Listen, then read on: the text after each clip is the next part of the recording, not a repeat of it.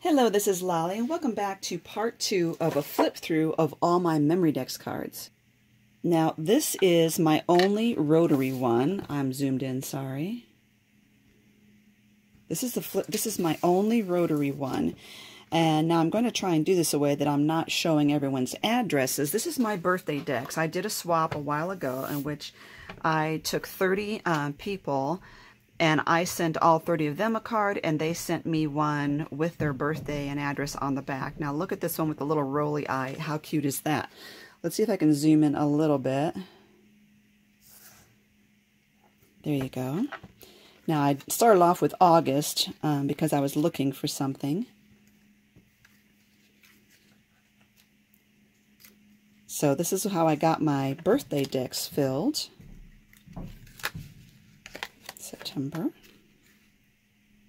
And I still have some room for a few more. And I love it that they put, I come from a land down under, so a lot of them, they really decorate them according to where they live, and very cute. Now this one is adorable. Look at this. It actually opens up and expands. But I won't do that now. I'm sure you're dying to see it. Never mind, I have to do this. And I'll just fold it up off camera again. See that? And this is that, I just did a tutorial on making a full-size one of this. I think I called it a carousel card, and I'll give you the link down below. This one is a little tiny one, though. How adorable.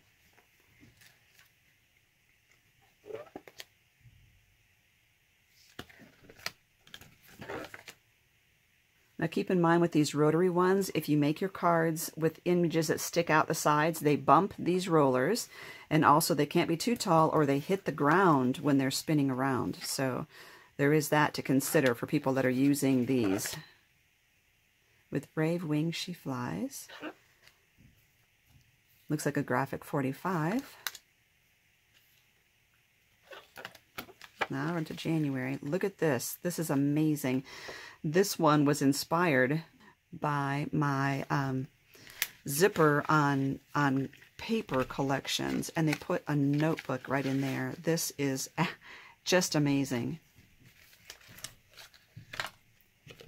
And this one just put something about her life in each of these little spots. Very ingenious. And this one is a suitcase, and it opens up right there. Fright night, little spook. And this is so pretty. She's got the sparkle on her.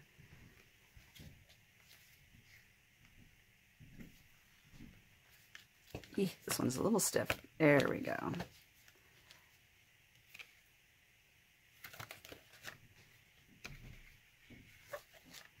Cutesy, cutesy, cutesy.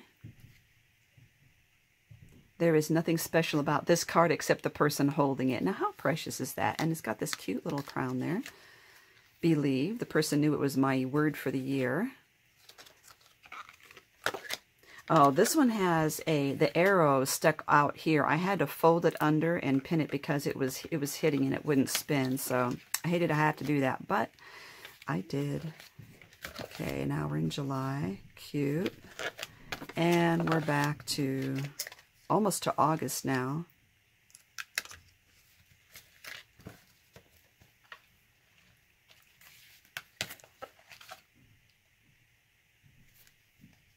And we are back to the one I started at. Okay, next up. Okay, this one is my next in using her box. I have not reinforced the ends here on this one yet or put feet on it.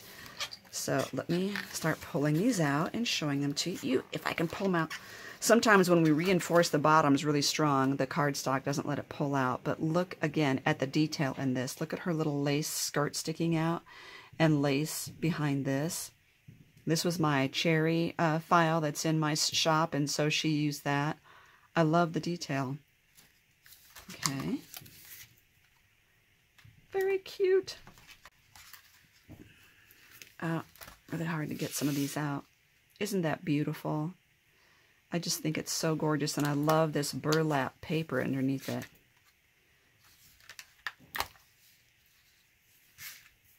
that cute?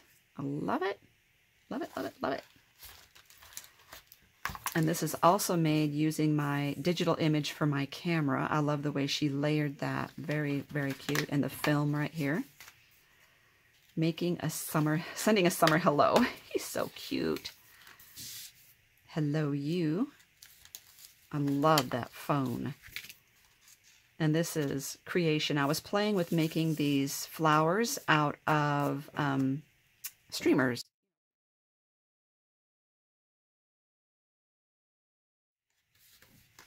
And this is my little, I forget what I called it, notebook maybe?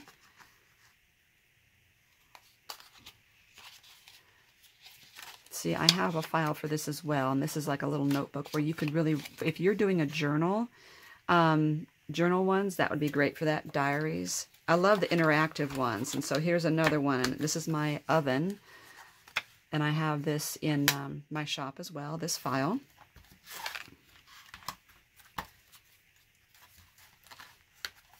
Again, look at the layers. Sometimes it takes two hands to get these out. Now this is really interesting, the little tiny, tiny netting behind that bird. Very, very sweet. I love it. I love the way the paper's folded up. She actually took spools and cut them in half herself. And she cut this in half herself, so that's really cool. Here's my other example of a lace-up card that I made with my Converse shoe. Little dream, very cute. And this is my sofa image. This is a die cut from Cottage Cuts, but I have a sofa image that I made, and so I made a card out of that. Again, very cute. You know, I think this would look really good in my vintage brownish box. The colors are very subtle in this. Isn't that beautiful? And then I was playing around with memory keeping, and this is a photo of a place that I visited. And so I just put their logo up here, and I just love it. Another really tall one. It works really good in a box, but it would not work in my rotary one. But that's okay, because I have mostly boxes. And look at these colors. Aren't those gorgeous together? And this one, isn't that cute? The whole medical thing. Very sweet. Okay, let's put this away and get our next set out. Alrighty, this one is the box. Let me come back out here again. This is the box that I did a video on how to take a box and put runners in it. I put 2 sets of runners this way. You could also do it this way. This is a magnetized box that I got from Joanne. And this is the one that I have been trying to get most of my shakers in, but some of them are just too tall and the box won't shut. See, these ones will only fit if they're slanted, so they should probably come out. But I'm going to take them out now anyway to show you. Oops, to show you. Okay, let me get set up. I'll focus on one of the cards. I don't know why this is, oh, that is a shaker. I was like, why is that in there?